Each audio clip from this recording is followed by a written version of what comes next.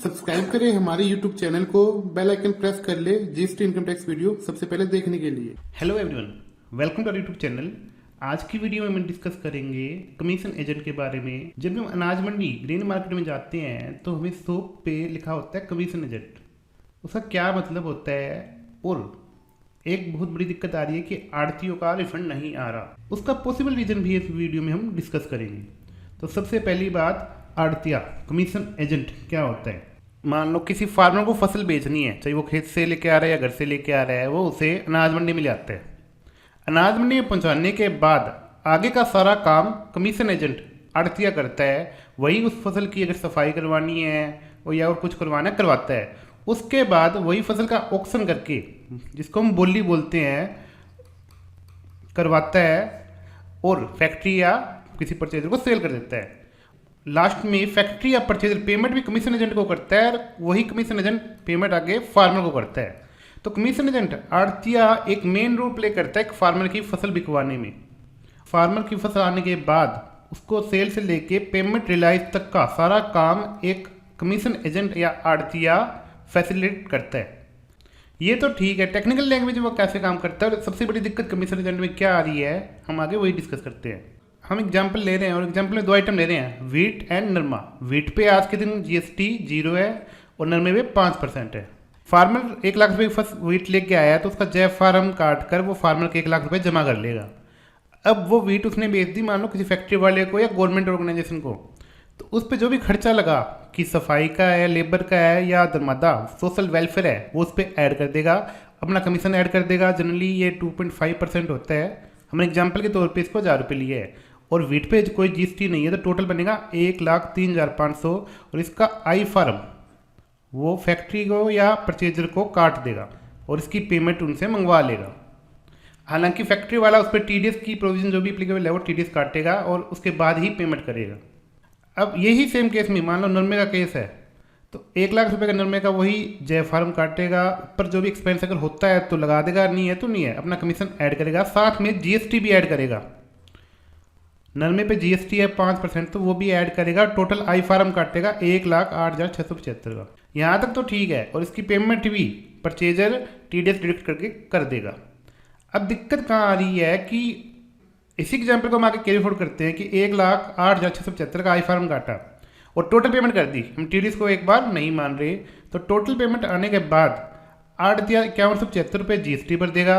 1,000 रुपये खुद की इनकम है, ये 2,500 रुपये उसने खर्चा कर रखा है तभी उसने आई फार्म पे लगाया है और 1 लाख रुपए की पेमेंट फार्मर को कर देगा। तो आड़ती की टोटल इनकम हुई 1,000 रुपये। अब दिक्कत कहाँ आ रही है, सबसे बड़ा इम्पैक्ट कहाँ आ रहा है। जीएसटी कह रहा है कि जो भी आपने टोटल आई फार्म काटा है यही आपकी सेल है। अगर हम वीट के केस माने तो 1,03,500 आपकी सेल है और अगर नरमे का पार्ट माने तो 1,03,500 ही आपकी सेल है और उस पर 5% अगर जीएसटी है तो आपको भरना है। अगर इस पर जीएसटी नहीं है तो जीएसटी नहीं बनना। तो अगर फैक्ट्री वाला जीएसटी ना दे तो भी आड़तिया को जीएसटी वो भरना पड़ेगा। जीएसटी में ये लिखा हुआ है। यहीं से जीएसटी और इनकम टैक्स में मिसमैच आ जाता है कि टर्नओवर जीएसटी में तो इतना आ रहा है लेकिन नेट सेल में इनकम तो 1,000 रुपये हुई है, उसको जो कमीशन आया है वही नेट सेल इनकम हुई है। अदर जो भी चार्ज है वो उसको किसी और को पेमेंट करना है, या तो फार्मर को या लेबर को या फिर जीएसटी डिपार्टमेंट को जीएसटी की। तो आड़ती को तो 1,000 रुपये बचने हैं और इनकम टैक्स में इसी को इनकम मानते हैं। और इनकम टैक्स भी यही कह रहा है कि सर आप सही कह रहे हो कि 1,000 रुपये जो कमीशन है वही आपकी इनकम है, हम भी इसी को इनकम माने दोनों केस में। लेकिन जीएसटी कहता है कि आई फॉर्म जो आपने काटा है वही आपका टर्नओवर है। यहीं से जीएसटी और इनकम टैक्स में डिफरेंस क्रिएट हो जाता है और यही सेम कॉन्सेप्ट वैट में भी होता था। ऐसा नहीं है कि जीएसटी आने के बाद कुछ चेंज हुआ है। वैट में भी सेम कॉन्सेप्ट होता था कि जो सेल होती थी वो टोटली वैट में सेल मानी जाती थी और कमीशन को इनकम माना जाता था। अब इसका इम्पैक्ट क्या रहा कि जीएसटी में टर्नओवर तो लाखों करोड़ रुपए हो जाता है और इनकम टैक्स का कमीशन बनता है 10-20 लाख रुपए। तो वैट, जीएसटी या इनकम टैक्स ये डिफरेंस आज भी है और ये आड़ती केस में मेनली आता ही है। सेकेंडली टर्नओवर से क्या आ रहा है कि ई इनवॉइस की लिमिट जो आज के दिन 10 करोड़ रुपए है उसके लिए यही टर्नओवर जीएसटी में माना जाएगा।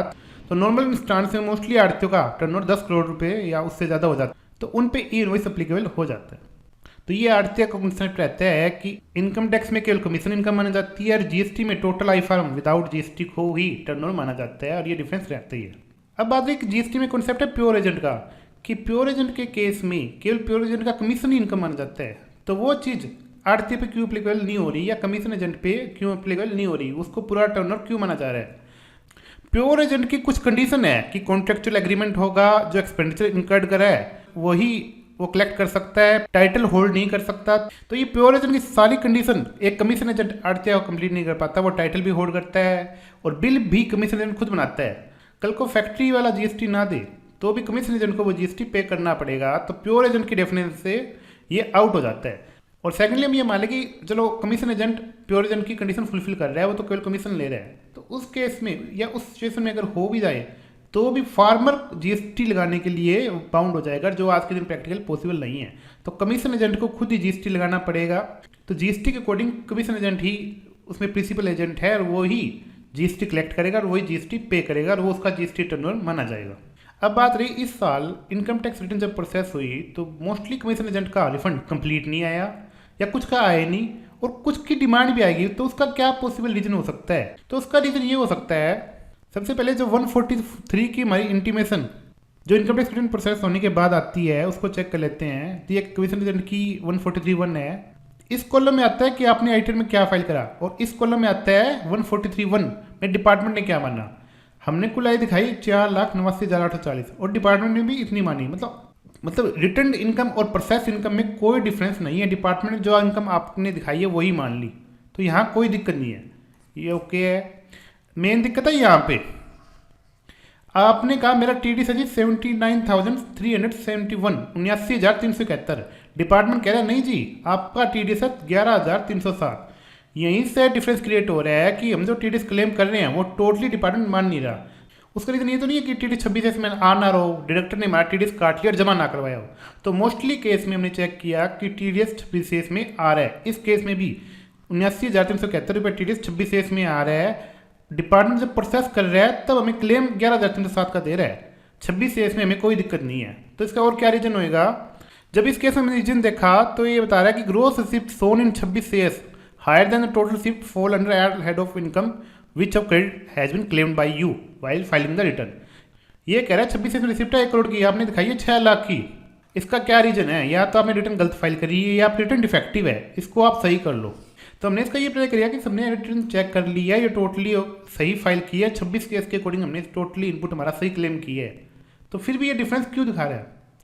उसके बाद भी इन्होंने ये रीजन दिया कि 26 में जो ग्रोस रिसिप्ट है उसके अकॉर्डिंग आपके आइटम में ग्रोस रिसिप्ट नहीं है और हम आपको प्रपोर्शनेट, मतलब मान लो मेरा 26 में TDS है 1,000 लाख रुपए और वो कह रहा है रिसिप्ट है 1 करोड़ की और मैंने आइटम में कमीशन दिखाया 6 लाख का, तो 1 लाख 1 करोड़ का हुआ 1%।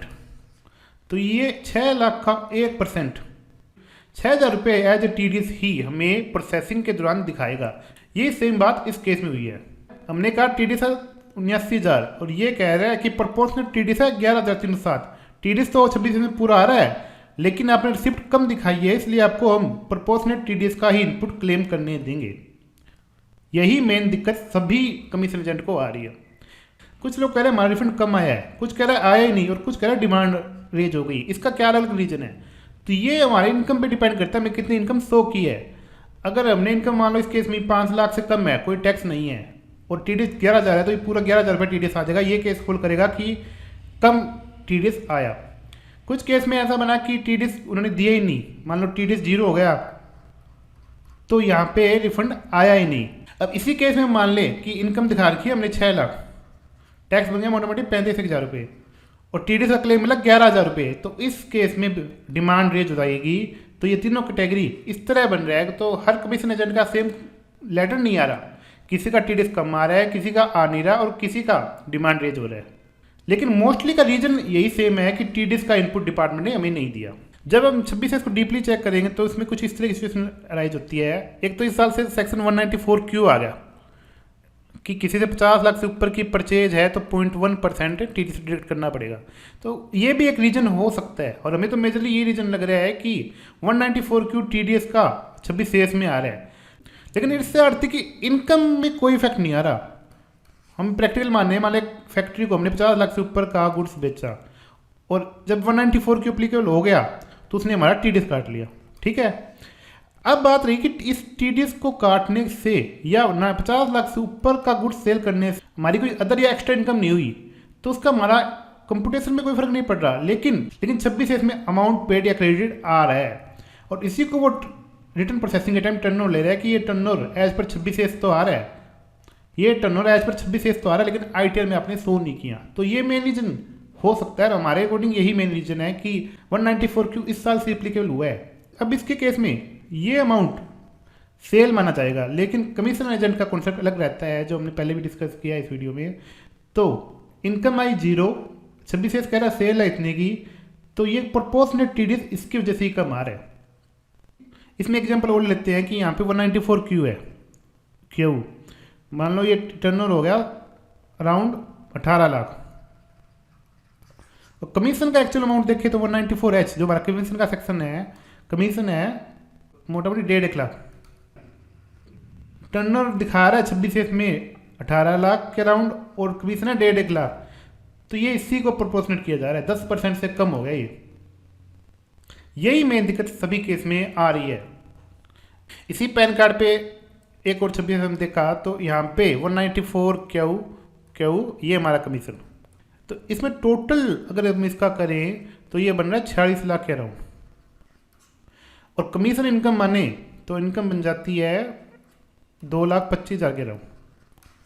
तो ये इसके अकॉर्डिंग हम देखें तो बहुत ज़्यादा इम्पैक्ट आ रहा है।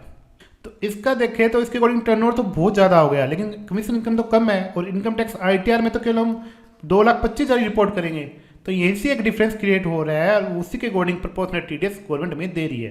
कुछ लोग कह रहे हैं कैश विड्रॉल एक रीजन हो सकता है। एपीएमसी का कॉन्सेप्ट यही रहता है कि वो फैक्ट्री से पैसे लेता है और फार्मर को पेमेंट करता है और फार्मर को पेमेंट अगर 2 लाख से कम है तो उसको कैश विड्रॉल करके पेमेंट करने की परमिशन या एग्जम्पशन मिली हुई है, तो ये रीजन हो नहीं सकता। सेकेंडली कमीशन रीजन की प्रैक्टिस बहुत सालों से फॉलो की जा रही है, तो ऐसी कोई दिक्कत आनी नहीं चाहिए। और लास्ट ईयर भी लोगों के रिफंड आए हैं, लास्ट ईयर भी रिटर्न प्रोसेस हुई है और लोगों के रिफंड आए हैं, तो वहाँ पे इस तरह कोई दिक्कत आई नहीं है।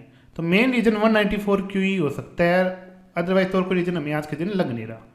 अब बात रही आज के दिन हम क्या करना चाहिए, तो आज के दिन तो हम रेक्टिफिकेशन नहीं लगा सकते हैं। मोस्टली कमीशन एजेंट या आड़तियों को ये दिक्कत आ रही है, तो आज के दिन तो केवल रेक्टिफिकेशन लगाए और वेट करें। और कुछ लोगों का रिफंड आ भी चुका है, सबसे पहले उनको डिमांड आई, लेकिन रेक्टिफिकेशन के बाद कुछ लोगों को बहुत कम परसेंटेज है लेकिन उनको रिफंड इशू हो गया है। इस वीडियो में हमने ट्राई किया कि कमीशन एजेंट का क्या कॉन्सेप्ट रहता है और इनकम टैक्स और जीएसटी में क्या ट्रीटमेंट उनको किया जाता है, उसको कम्प्लीटली कवर कर लिया जाए। अगर फिर भी कोई डाउट है तो आप हमारी वीडियो में कमेंट कर सकते हैं। और होपफुली ये वीडियो जिन लोगों का रिफंड नहीं आ रहा है या दिक्कत आ रही है तो उनको हेल्प करेगा कि उनको दिक्कत क्यों आ रही है और उसका क्या पॉसिबल सोल्यूशन हम कर सकते हैं। इसी के साथ मैं वीडियो को एंड करूँगा। Thank you.